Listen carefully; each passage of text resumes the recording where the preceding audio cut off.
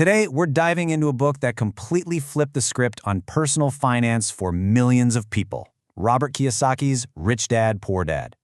It's built on a few incredibly simple ideas, but trust me, their impact can be an absolute game changer. So, let's get right into it. Hello and welcome to Bookish Channel. There's a reason this book became such a massive bestseller. It basically takes a look at all the financial advice most of us grew up with. Go to school, land a safe job, save your money, and it argues there's a totally different path to building real wealth. And the whole thing is framed around this simple but really powerful idea. Robert Kiyosaki says he had two dads, and their beliefs about money couldn't have been more different. Seriously, they were polar opposites. And understanding that difference, well, that's the key to everything in this book. So on one hand, you have his real father, who he calls his poor dad. This was a brilliant guy, super educated, and he ended up as the head of education for the state of Hawaii. But even with a great salary, he struggled with money his whole life.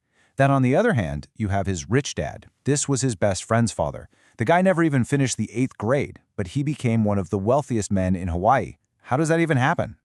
Just look at how differently they talked about money. His poor dad would say things like, "I can't afford it." That's a statement, a full stop. It just ends the conversation. But his rich dad would flip that completely and ask, "How can I afford it?" See the difference? One's a dead end, and the other is the start of a problem-solving journey. That little shift in perspective is, well, it's everything.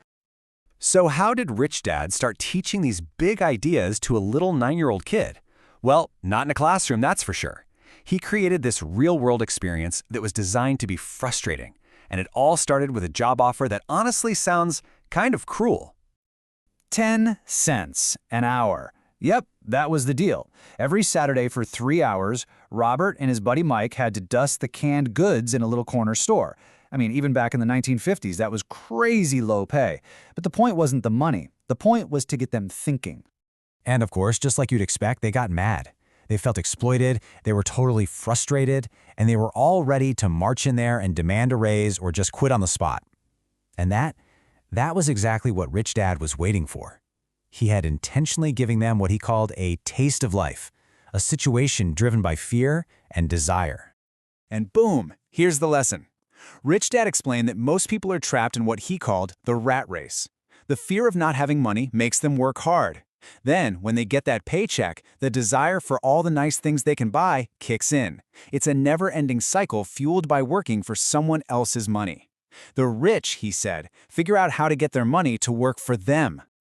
So, Robert and Mike went back to work, but this time, for free.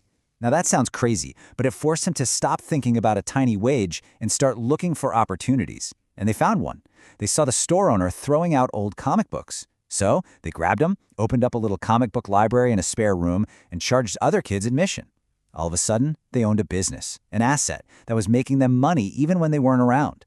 Their money, or in this case their asset, was working for them. That little comic book business is the perfect introduction to the single most important fundamental concept in this entire book. According to Rich Dad, if you can just understand this one simple rule, you've got the foundation for building wealth. Okay, forget all the complicated definitions you might have heard before. Rich Dad's definition is just brutally simple. An asset is anything that puts money in your pocket. Period. It's not about what something is, it's about what it does for your bank account. And the other side of the coin is just as simple. A liability is anything that takes money out of your pocket. The book argues that the main reason so many people struggle with money is that they spend their lives buying liabilities that they think are assets. And really getting that simple difference, well, that's the key to getting out of the rat race. So let's take a look at how money actually flows for the poor, the middle class, and the rich.